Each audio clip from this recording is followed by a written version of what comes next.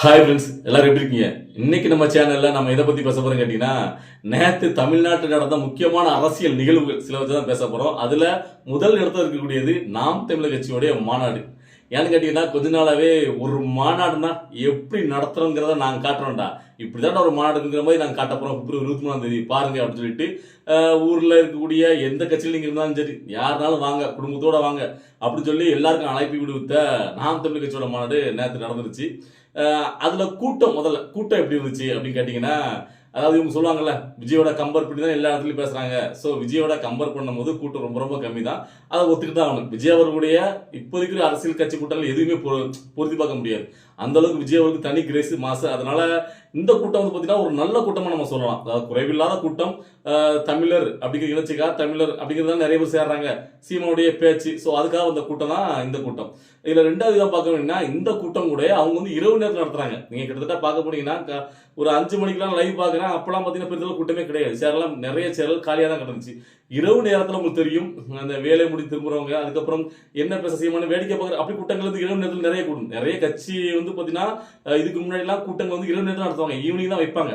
ஏன்னா வெயில் இருக்காது. ஸோ அந்த நேரத்தில் வேடிக்கை பார்க்க கூட்டம் தானா சேர்ந்து தெரியுமா அரசு கட்சிகளுக்கு. ஸோ அப்படிதான் எல்லாம் தங்களுடைய அந்த படப்படத்தை காட்டுவாங்க. ஆனால் விஜயவல் மட்டும்தான் பட்ட பகல எல்லா நிகழ்ச்சியும் நடத்துறாரு, இரவு நடத்தல. அதுக்கு ரெண்டு காரணம் கேட்டீங்கன்னா, விஜயவலுக்கு வரக்கூடிய அந்த இளைஞர்கள் பார்த்தீங்கன்னா ரொம்ப வந்து பார்த்தீங்கன்னா துடிப்புடன் வீரியமா அப்படி இருக்கனால, ஆர்ப்பிரிவு கூட்டமா இருக்கனால இரவு நேரத்தில் பிரச்சனைகளை பொதுமக்கள் கொடுக்கும், அவங்களுக்கும் பிரச்சனை ஏற்படும். ஸோ திருப்பி போகுது எல்லாமே சங்கடமா இருக்கும். அது வந்து விளைவுகளை ஏற்படுத்தக்கூடாது அப்படின்னு சொல்லிட்டு தான் அவர் வந்து பட்ட பகல நடத்துறாரு. ஓகேவா? ஸோ அந்த வகையில பார்க்கும்போது இந்த கூட்டம் நான் தமிழ் கட்சி கூடின கூட்டங்கிறது ஒரு குறைவில்லாத, ஏன்னா இதை வந்து நம்ம சிறுமப்படுத்தக்கூடாது. என்னை பொறுத்த வரைக்கும் நான் அப்படிதான் உண்மையாக தான் பேசுவேன். ஏன்னு கேட்டீங்கன்னா, இது மற்ற திராவிட கட்சிகளை மாதிரி காசு கொடுத்து கூடின கூட்டம் கிடையாது.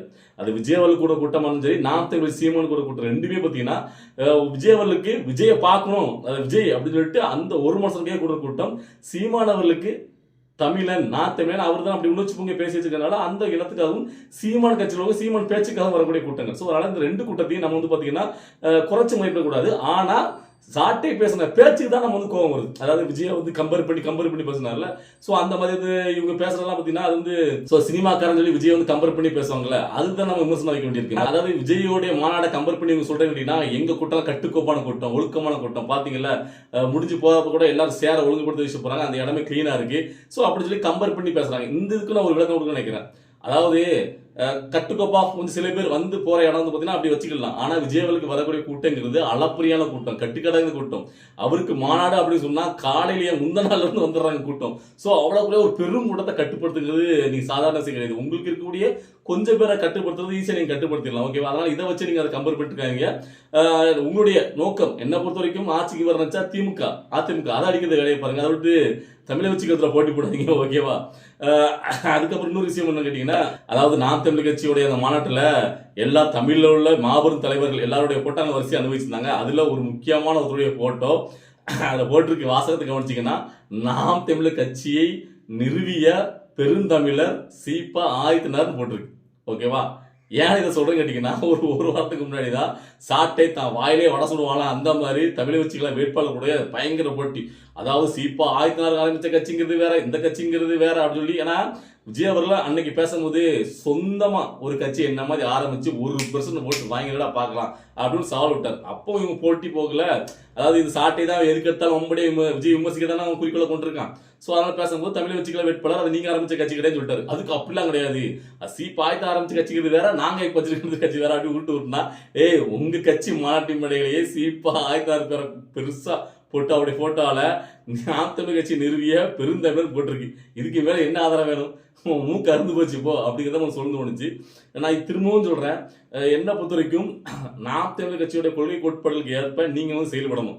தமிழை வச்சுக்கிறத விமர்சிக்கிறதா உங்களுடைய கொள்கை கோட்பாடுனா நீங்க வந்து கீழே தான் போயிட்டு இருப்பீங்க. ஏன்னு கேட்டீங்கன்னா, உங்களுடைய நோக்கம் கட்சி ஆரம்பிச்ச நோக்கம் உங்களுடைய எதிரியார், அதையே போக்கஸ் பண்ணுங்க. என்ன பொறுத்த வரைக்கும் ரெண்டு கட்சிகளுமே ஒரு பைசா காசு கொடுக்காம கூட்டத்தை கூட்டுறாங்க. அதுல விஜயவருடைய கூட்டங்கிறது அளப்பரியான கூட்டம். அதனால நீங்க விஜயோட கம்பேர் பண்றதை விட்டுட்டு உங்களுடைய கூட்டத்துக்கு அந்த நீங்க திமுக அதிமுக போட்டி போடுங்க. ஓகேவா?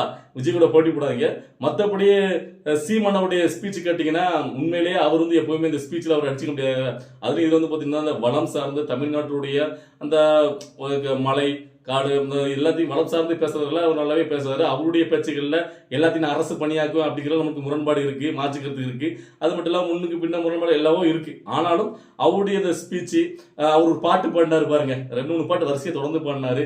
என்னம்மா தேவி ஜக்கம்மாங்கிற பாட்டாகட்டும், உங்களுக்கு இலவசம் கொடுக்கறத விமர்சிச்சு பாடின பாட்டுகள் எல்லாமே தரமா இருந்துச்சு.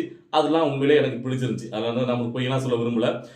அதே மாதிரி அவருடைய இந்த 234 வேட்பாளர்கள் நிறைய படிச்ச இளைஞர்களுக்கு வந்து பார்த்தீங்கன்னா 117 ஆண்கள் 117 பெண்கள் சொல்லிட்டு அதை வந்து சொல்ற விதமாகட்டும் எல்லாமே நல்லா தான் இருந்துச்சு.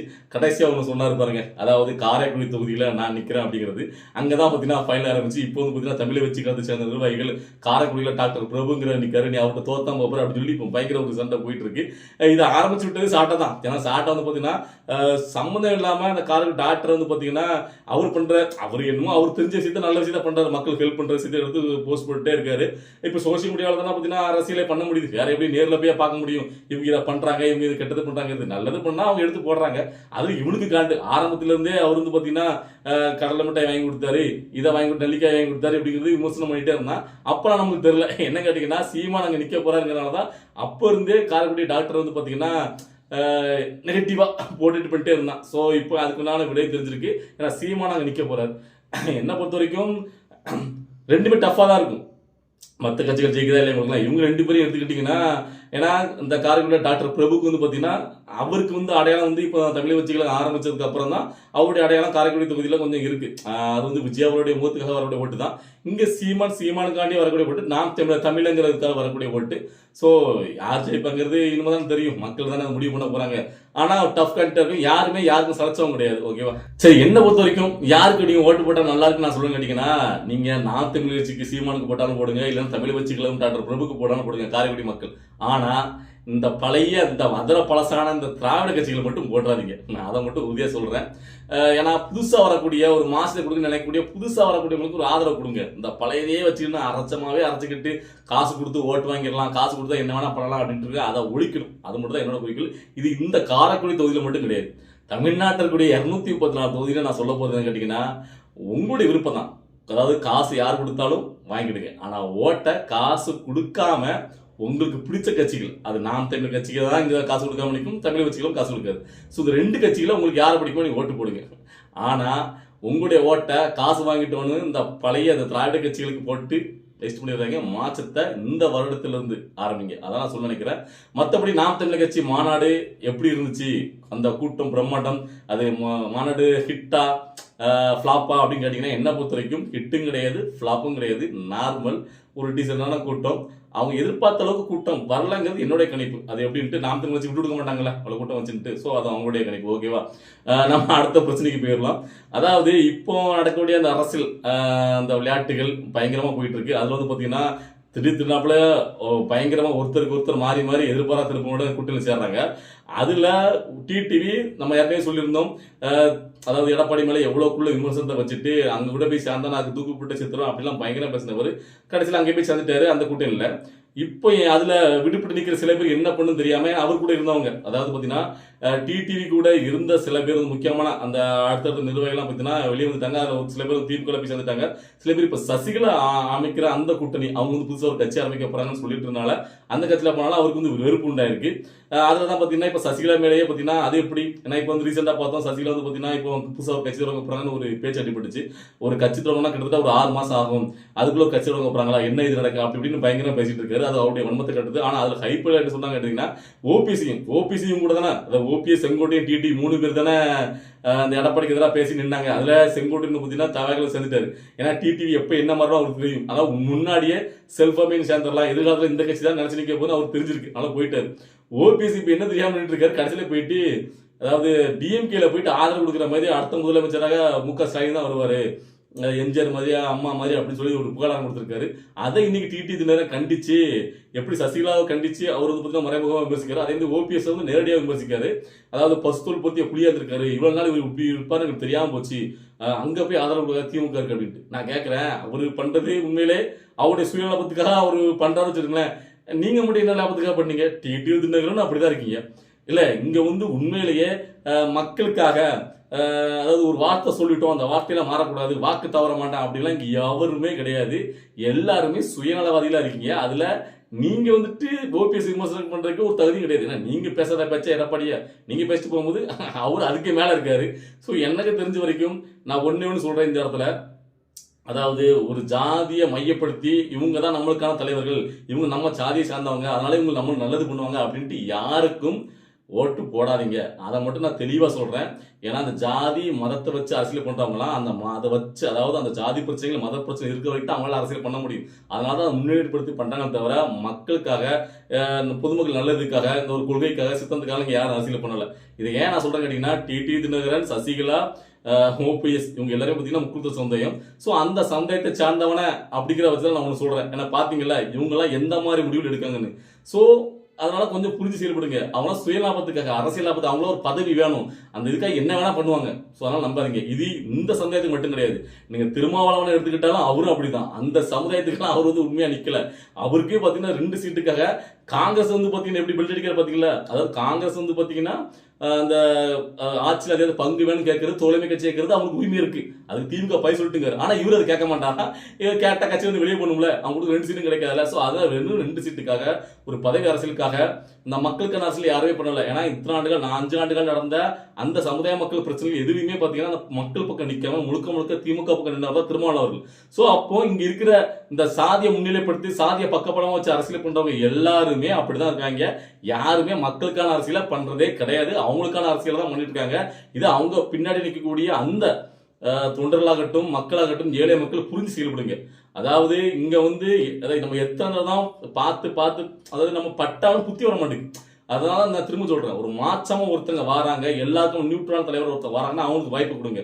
புதுசா அவரோட கட்சிகளை வாய்ப்புகள் கொடுத்து அவங்க என்ன பண்றான்னு பாருங்க. அவங்க சரியில்லையா அவங்களுக்கும் தண்டனை கொடுங்க. அதை விட்டு நீங்க இருக்கிறவங்களுக்கு பழையவங்களுக்கே, அதாவது இவங்க வந்துடக்கூடாது அவங்க வந்துடக்கூடாது அப்படிலாம் கிடையாது. உங்களுக்கு யாருக்கு ஓட்டு போன தோணுதோ ஒருத்தட்டு தான் மாற்றம், நம்ம மாற்றம் தான் எல்லாருடைய மாற்றமும். ஸோ நாமளே மாறாம ஐயோ நம்ம இவருக்கு போட்டால் தேவையில்லாம ஓட்டு வந்து வேஸ்டா போயிடும், அவர் வந்துருவாரு, ஸோ இவர் வந்துருவாரு அப்படிங்கிறதெல்லாம் நீங்க அப்படி பயப்பட்டே இருந்தீங்கன்னா இங்க மாற்றமே வராது.